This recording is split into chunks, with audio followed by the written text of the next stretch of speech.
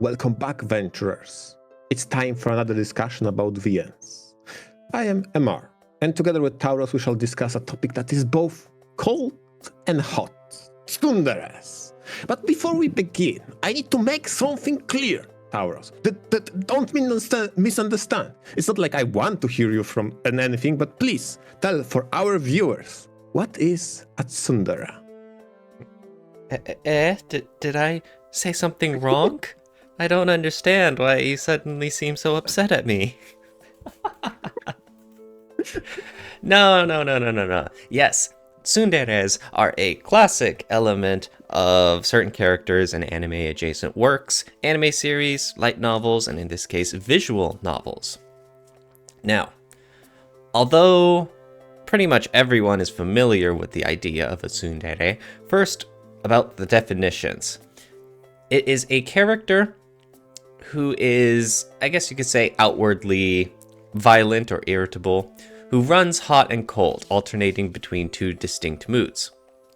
There's the Tsun side, which is aloof, irritable, and there is also the Dere side, of being very love-struck with another character. Now, originally, it began with a harsh, outgoing personality, but as time went on and as the plot progressed, slowly revealed a soft and vulnerable interior over time, of being a lot more open with the emotions and, I guess you could say, a character's backstory and secrets and personality. However, I guess you can say there's the modern version, where you have a character who flips between the two emotional states at the slightest provocation, on a dime, and it's usually played more for comedy, in my opinion. These kinds of outbursts are usually because of a specific main character pissing her off, instead of a general attitude that this character would have at the world. So in this case, being a tsundere isn't just about being a character herself. I feel that it's also a plot device as well, because, especially for the classic definition, this sort of character personality naturally invites the plot to explore more of her character depths.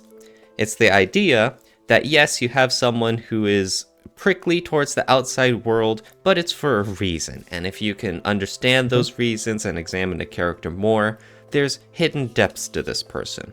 Right, Amar? I mean, yeah, it's an invitation of sorts, however strange it may sound. You find a prickly person, and to you as a reader, it signals, okay, but why? What made them that way? What made them that prickly? And can I do something about it, right?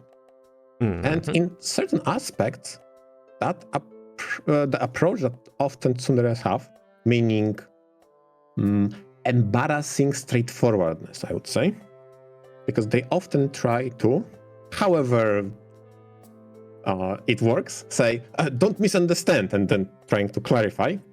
Obviously, that ends up creating some sort of misunderstanding or some sort of path moving forward, because it gives you a goal post. Don't understand, there is something XYZ, right? Mm-hmm.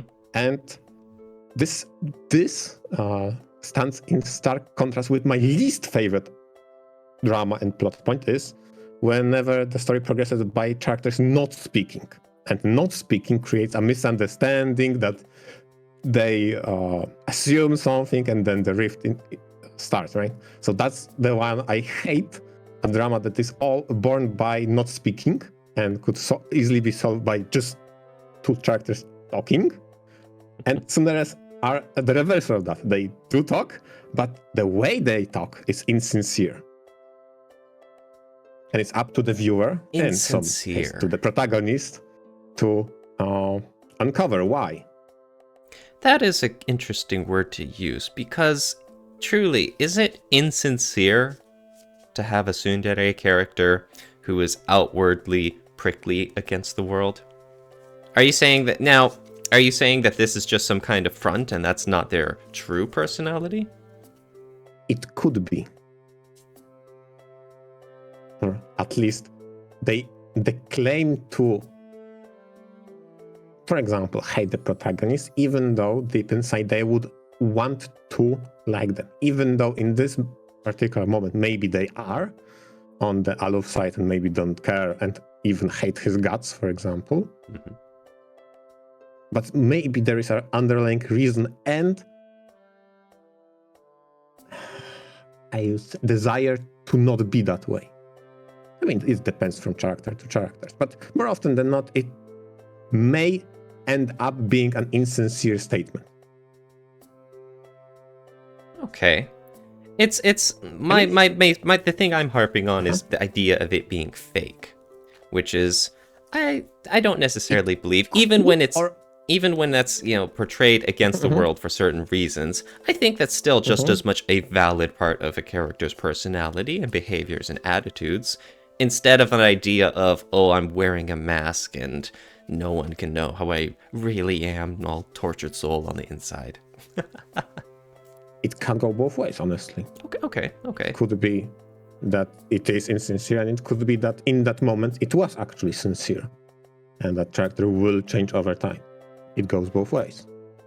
Oftentimes it's hard to determine in that moment, is it sincere in the moment? Sometimes it will not be, hence the popular meme of the don't misunderstand, right? But sometimes it is actually sincere, and that's how that character felt, and that their prickliness was part of her, and to unfreeze her and melt her heart, this is a job for the protagonist, and by proxy, the reader to pick appropriate choices. I think a good example, probably the most standout example of a tsundere, is Rin Tosaka from Fate Stay Night. Kind of the poster child for this all, isn't it? Exactly. Yes. And one thing I really like about Rin as an example is how much her words and her actions are at odds against each other. One of my favorite parts of Fate Stay Night, as far as the characters go, is how Rin says she wants to win the Holy Grail War, and she's so determined to. And yet, depending on the choices you make, sometimes she does showcase how ruthless she could be in disregarding her friend's wishes and whatnot. And then other times, she can't bring herself to truly eliminate Shiro. She'll often waste her time, her safety, her resources looking out for him, despite this being contrary to her winning the war. And as much as she says, and she needs to hammer some principles into his head about what it means to fight in this Holy Grail War. Yep. It's very cool how the whole idea, the character progression of a tsundere is about seeing more of the dere side and learning more about the character. And more often than not, with Rin, you see it through her actions instead of getting any info dump moments. Exactly. You have your ultimate objective, survive the prickliness, and aim for that blush, okay? Okay.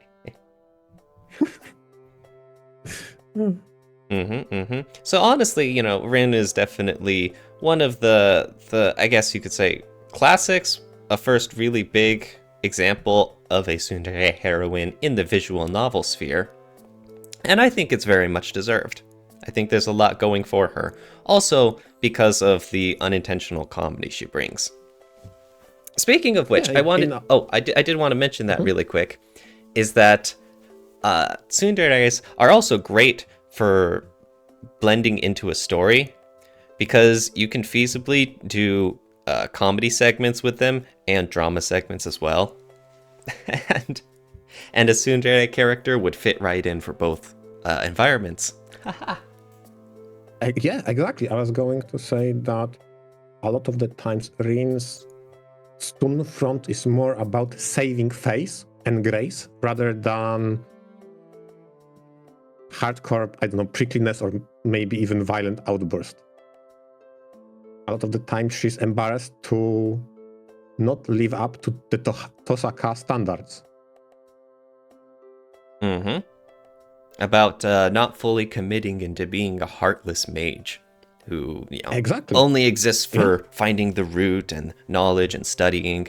Again, that's what she says, and that's what she's apparently striving for, but there are many moments where she can't bring herself to because of the consequences of what that would mean in terms of others. Exactly. Mm-hmm. I mean, the way she started in the VN to be portrayed is the unapproachable type. That's the very first lines when you were reading the VN, is how Rin is that, unapproachable with the unapproachable aura, because she tried to exude the perfectionism, to live up to her own standard she had in her head for Tosaka. Again, it makes for great character development, and it makes for great plot progression as well. Exactly. There's a reason she's in a lot of Tsundere top lists, okay? She's in my Tsundere top list. Oh my god.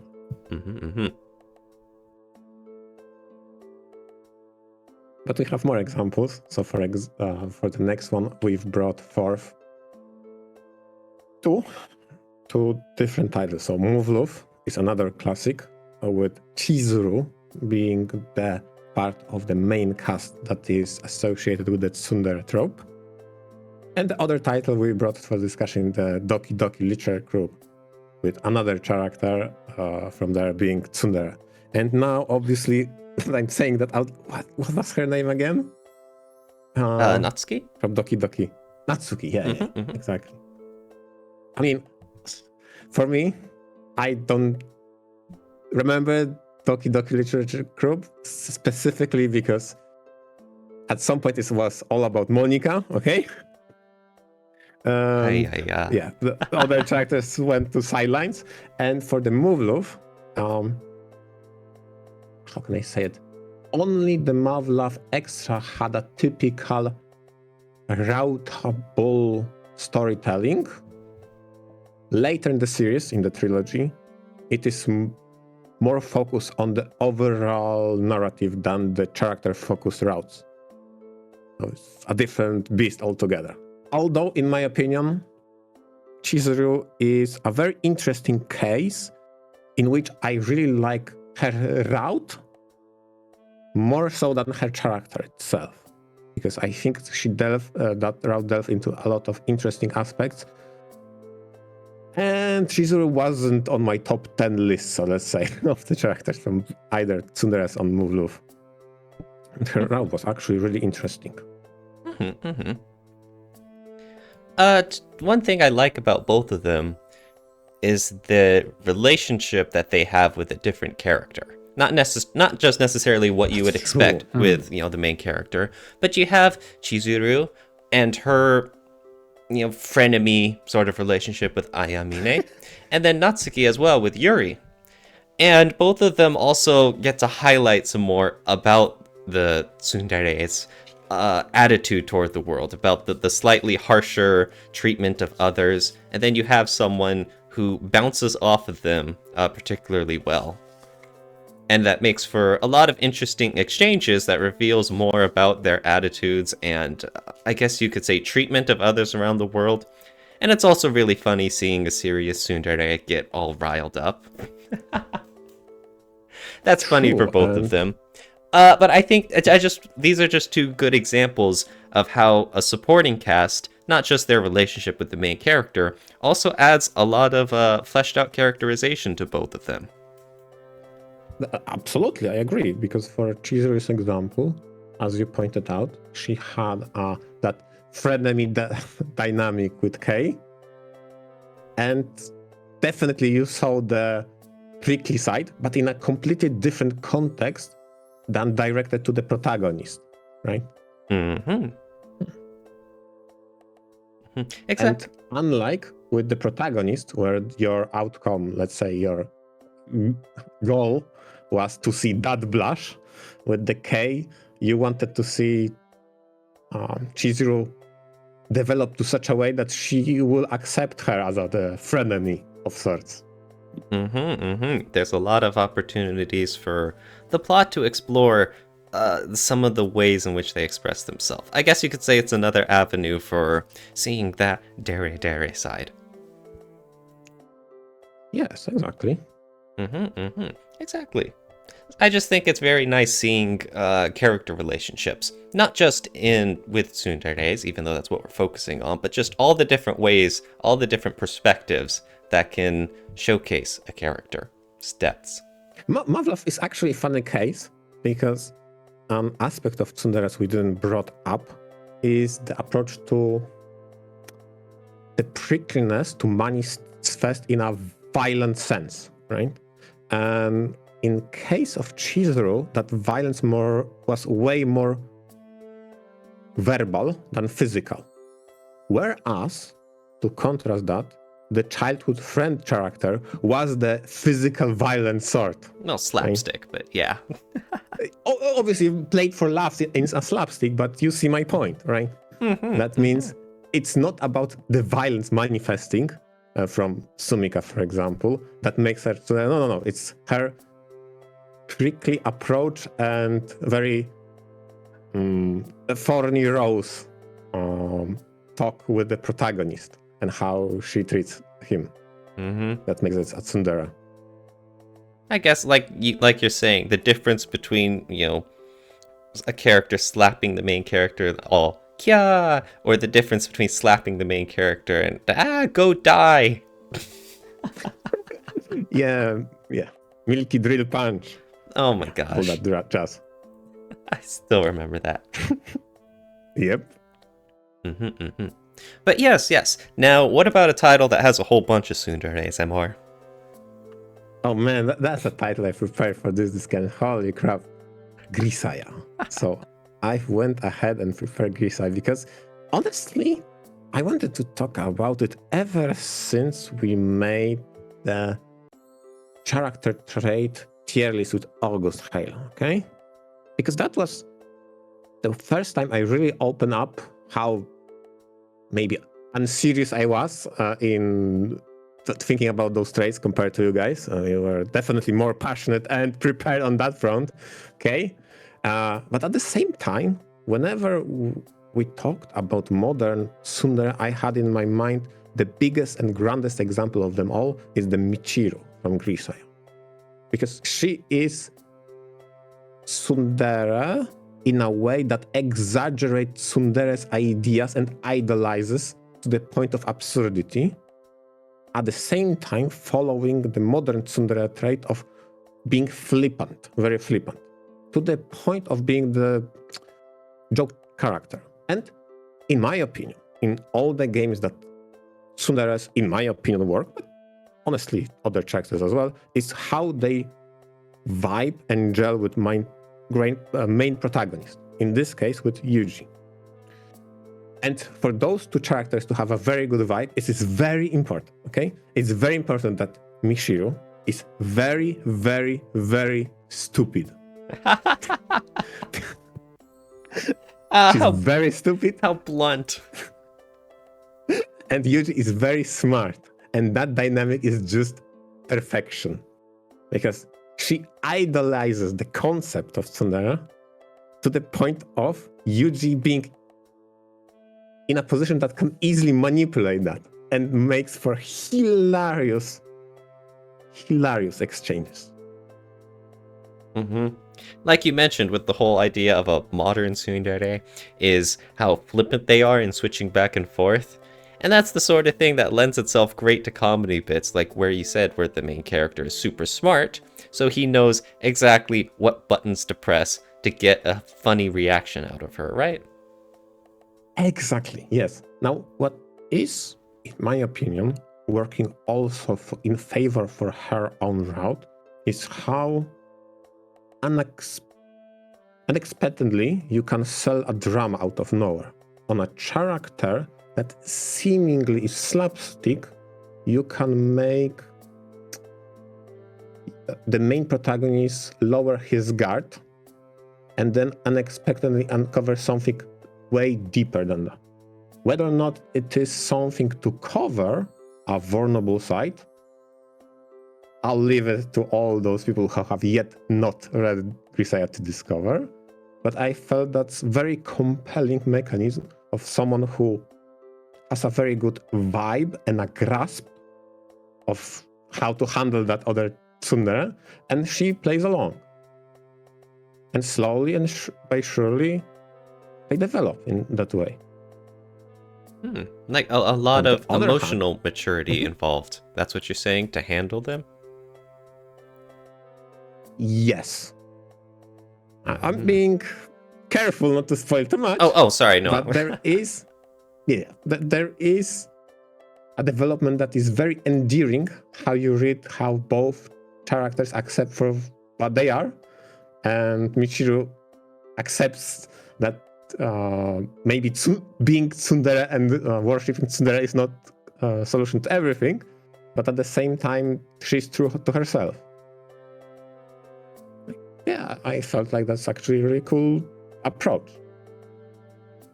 On the other hand, contestant number 2 in the second corner, heavyweight, is beloved by many. The other dedicated tsundere of the title, definitely more on the classic tsundere side.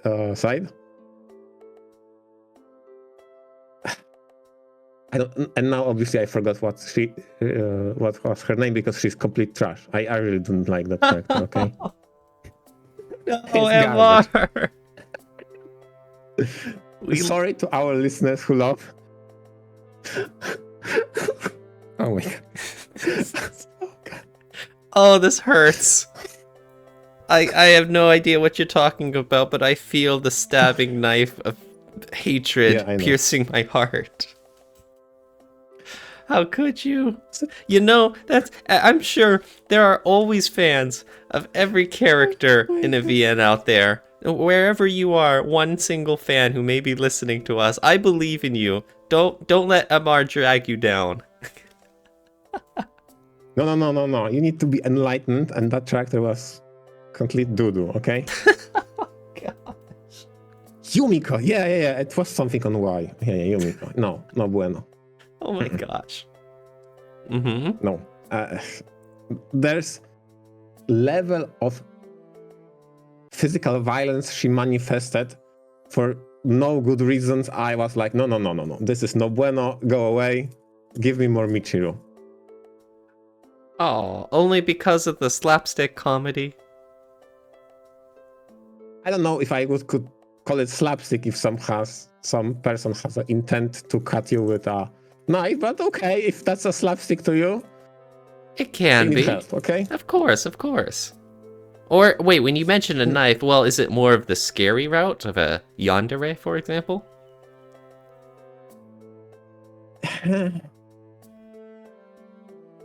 Not necessarily, I guess. Okay, because Maybe? there is another element to the whole idea of a tsundere. Before now, up until now, we've been under the impression that the external one is always the tsun, the aloof, irritable side, and the inner goodness part is the dere. But it doesn't necessarily have to be that way. It's also, well within definitions for a character to be outwardly dere. And the closer, she gets with, say, the main character or whatnot, the more, I guess, that brash side of her comes out. And so, one common misconception, or I guess one common wrinkle involved, is that this sounds somewhat close, in some circumstances, to a yandere. A character who is all normal and well-adjusted and happy, but once, the things that matter most to her start being threatened, she acts crazy. And so, I was wondering about the sort of thing when you're mentioning the stuff about having, one character who's expressing herself in very creative ways. Is that, is it also possible the whole aspect, the whole intentions of having a tsundere character who is normally the sugary happy with everyone, but then you see more of, I guess you could say her real personality the closer you get. I haven't read Grisaya, so I don't Yeah. know how relevant this is, or if I'm just going off on a tangent. But that is another Yeah, I aspect understand. of Tsunderes to consider. In Yumiko's case, her prickliness manifests in instant physical violence to the point of, okay, this is not a redeeming quality. I don't see any redeeming qualities for that in comparison to Michiru, which is flippant. So as long as you know how to handle such an idiot, you can make her there very early. Now you have a comparison to a character. Yeah, you need to endure being threatened by a knife before you can melt her and make her more responsive to your advances. For no apparent reason, I guess. So, hooray? How about no? No, that's the second scenario. But this is not the end, because Grisaya is a gift that keeps on giving. Because in my opinion, the most hilarious fact is the main character is often also considered to be a tsundere. And that's the hilarious part of it. Because over the course of dialogue, especially with Michiru, they go on what makes a tsundere. So they make a definition.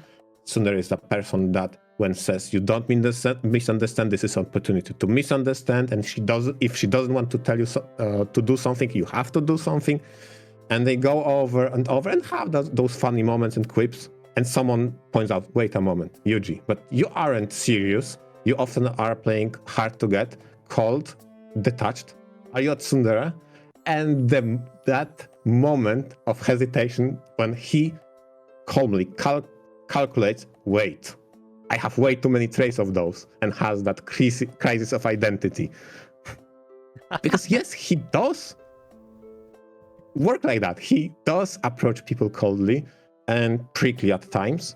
He knows how to handle them, not to be overly rude, but he is plenty rude when he has an opportunity to play off of somebody and make them a fool.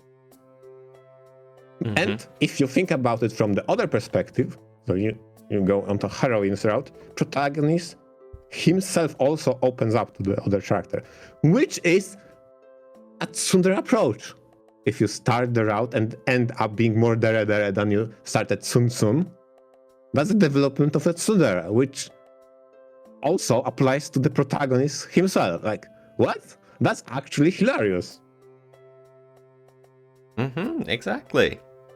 I was also going to mention earlier that male characters can be tsunderes as well. And I didn't realize Grisaya's main character was like this, because I was going to say Shiki from the original Tsukihime is somewhat of a tsundere as well. He's the typical nice main character to everyone involved in the story, except for Arcade for some reason.